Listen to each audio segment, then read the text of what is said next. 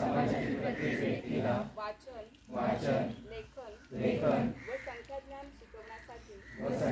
शिकवण्यासाठी प्रयत्न करेन. मी किमान 2 असाक्षर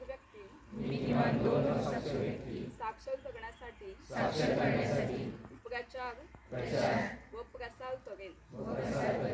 मुलगा असो वा मुलगी, स्त्री असो वा पुरुष, सर्वांना समान शिक्षण मिळावे यासाठी मी प्रयत्नशील राहीन.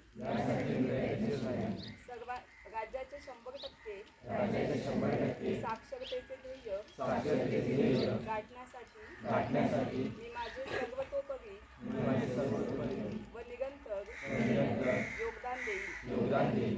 मी स्वतः शिकेन आणि इतरांना शिकण्यास मदत करेन, ज्यामुळे समाज प्रगती करू शकेल.